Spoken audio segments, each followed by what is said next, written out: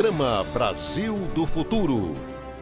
Notícia, opinião, as personalidades mais importantes e relevantes do cenário político passam por aqui.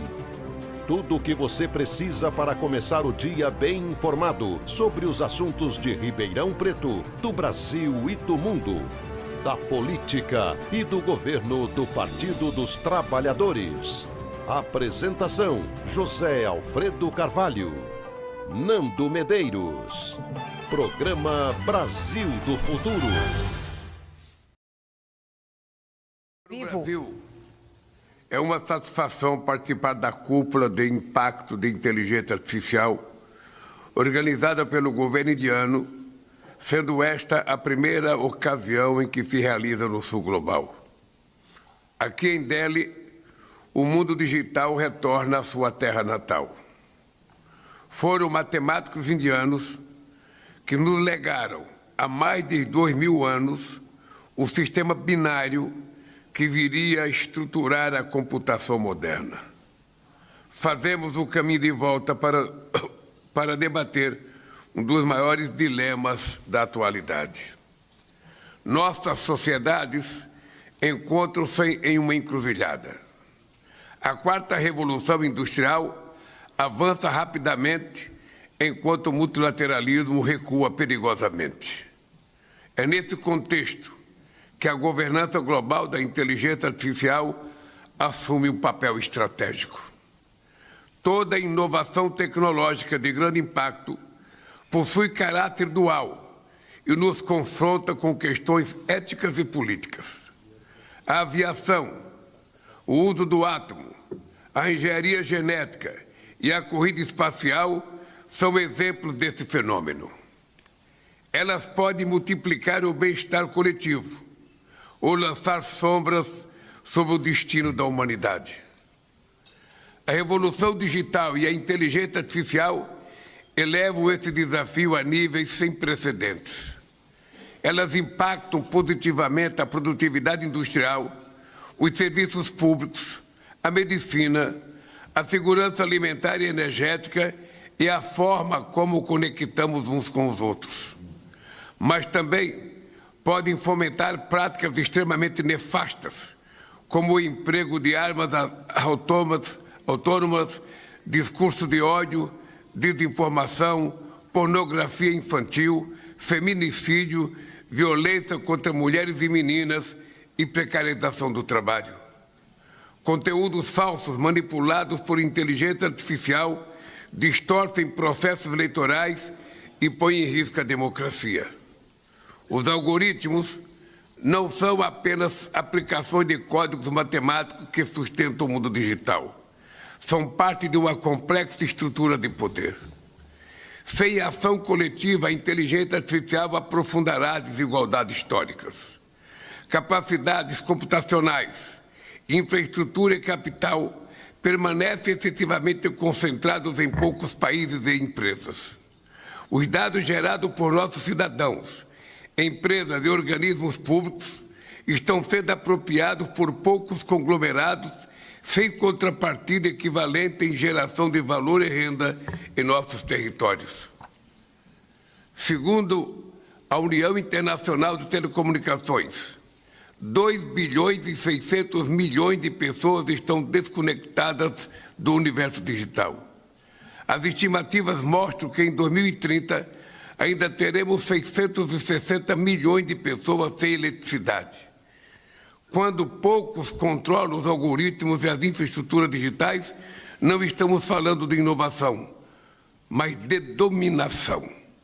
A regulamentação das chamadas Big Techs está ligada ao imperativo de salvaguardar os direitos humanos na esfera digital, promover a integridade da informação e proteger as indústrias criativas de nossos países.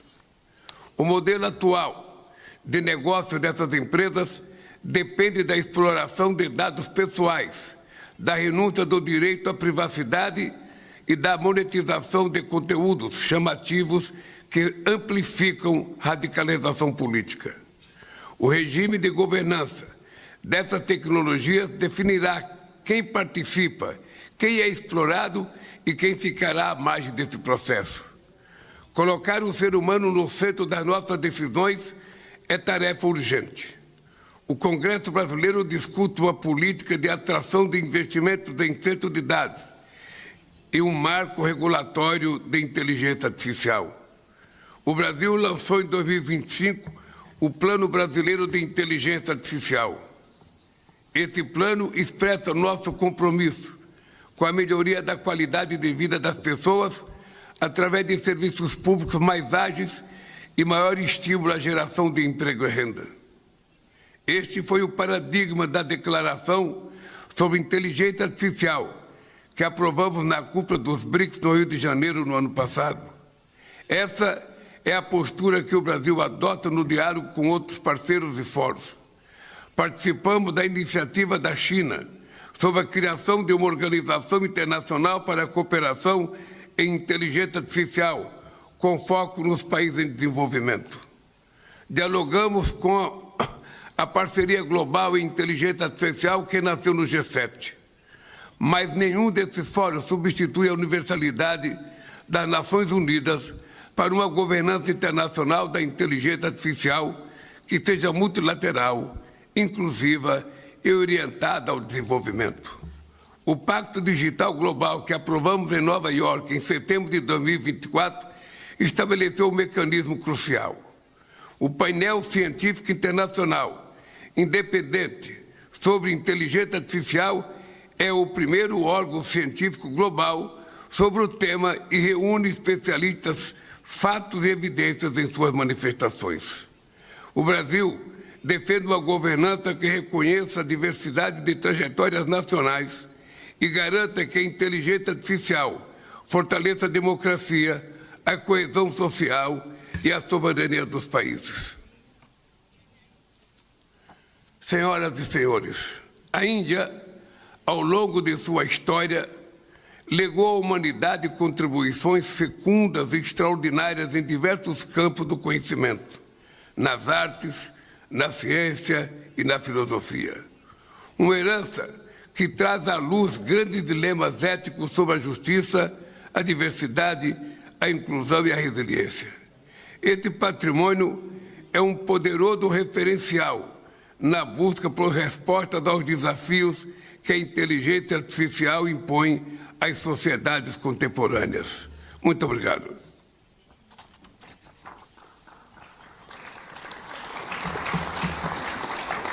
Acabamos de acompanhar ao vivo a participação do presidente Lula na cúpula sobre o impacto da inteligência artificial, um evento global de alto nível que debate os desafios que as novas tecnologias impõem a todos os países.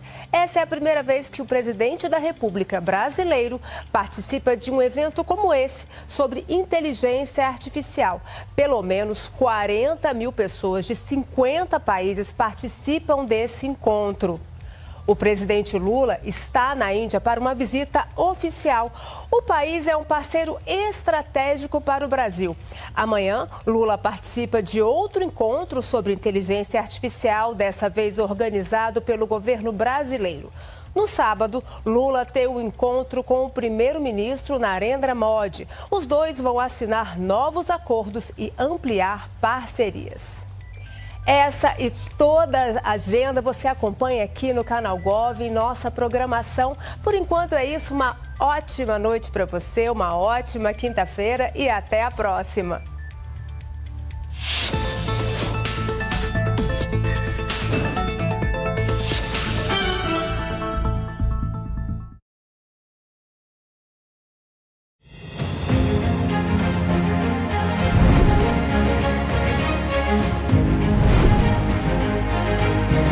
No programa desta semana, você vai conferir a defesa do funcionalismo público na Alesp, vai rever o ato do Palácio dos Bandeirantes e vai conhecer o Manual de Libras para o ensino de ciências.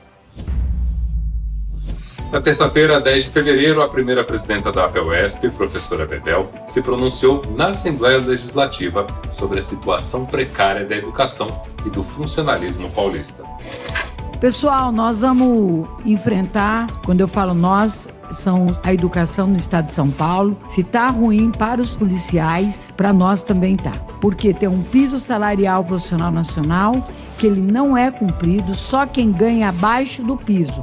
Agora, quando foi anunciado os 5,4%, esse 5,4% só incidirá para aqueles que estão abaixo do piso. Por exemplo, se eu ganho 4.500, eu tenho 500 e alguma coisa de subsídio. Mas se eu ganhar acima de 6.000, já não tenho nada. Isso cria totalmente uma injustiça, porque uns têm, outros não têm. É justo que quem ganha abaixo ganhe, mas é justo também que haja repercussão. Nós temos carreira e nós queremos que repercuta na carreira.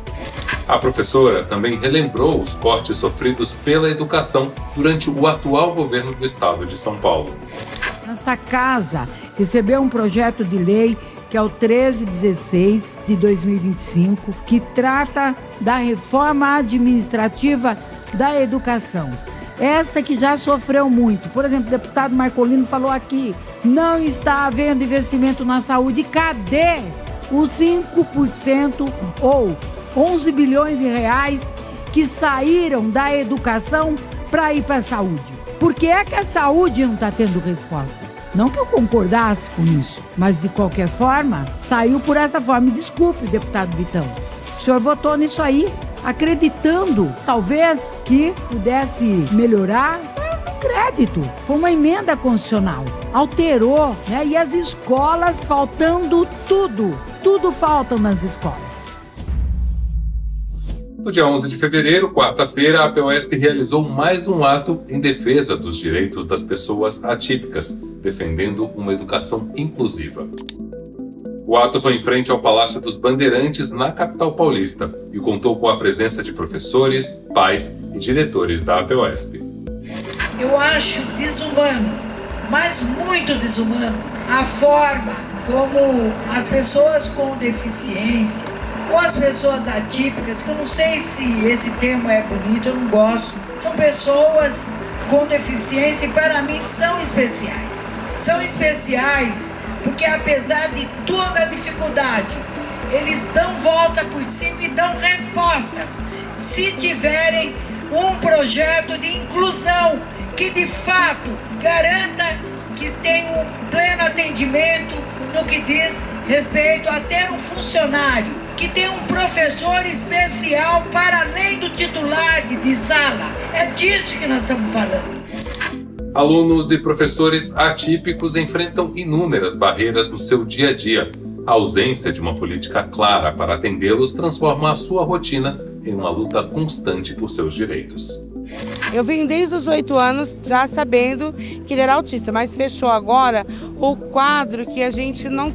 Sabe, às vezes a gente não tem esse olhar, só uma pessoa especializada, a gente supõe algumas coisas, né? E a doutora viu que realmente ele tem um retardo aí, que é um outro CID, né?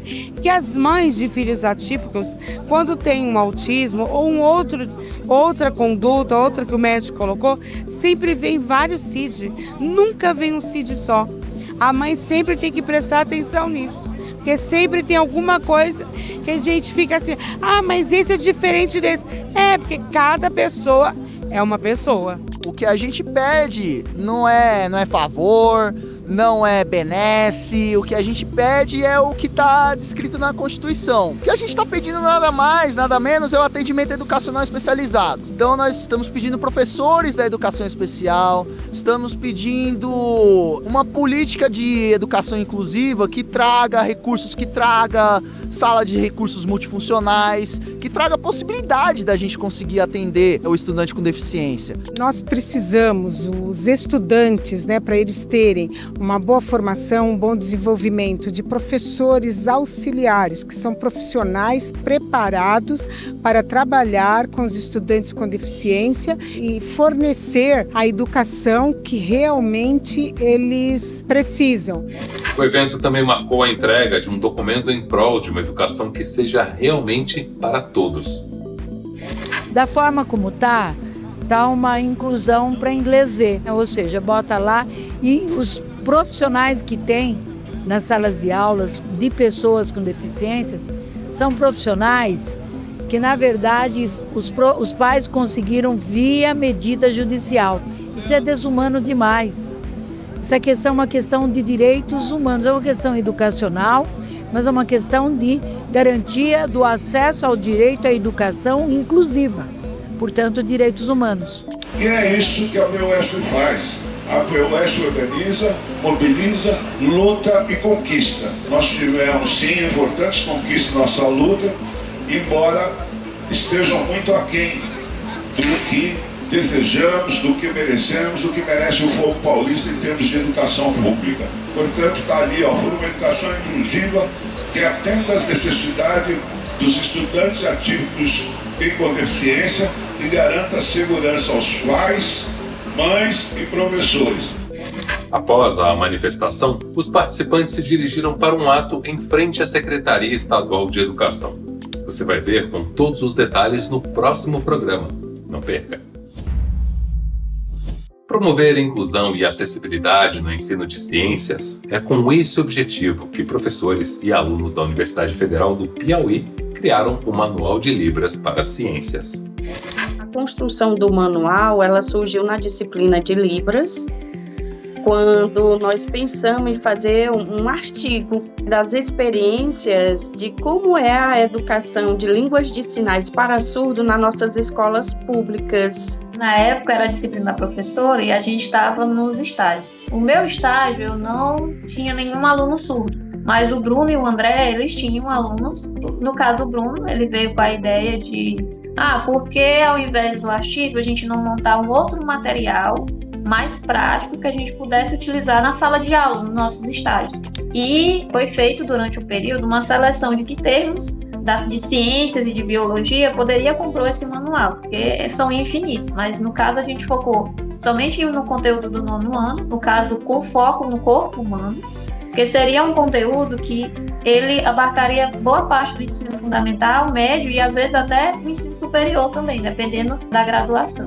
E a partir daí a gente foi selecionando, observou quais desses termos, parte do corpo humano já se tinha sinal e aqueles que não tinham. Porque a partir desses que não se tinham sinais é que a gente começou a ver.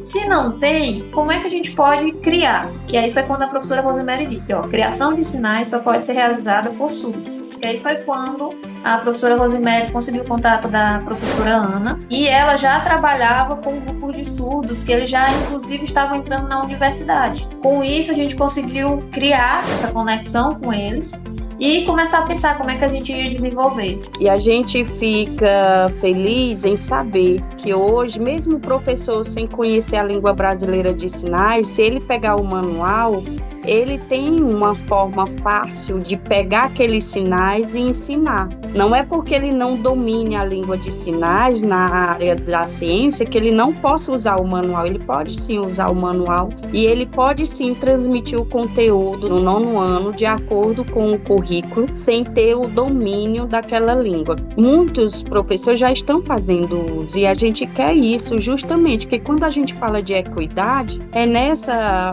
proposta que a BNCC ela traz metodologias práticas, mas de fácil acesso e com equidade para todos os alunos, seja eles típicos ou atípicos. O programa de hoje fica por aqui. Acesse o portal e as redes sociais da POESP para saber mais sobre a nossa educação pública. Aponte o celular para o QR Code e siga as redes sociais do Educação na TV. Na segunda-feira sai o bloco dos professores em frente à sede da POESP às 13 horas. Bom carnaval!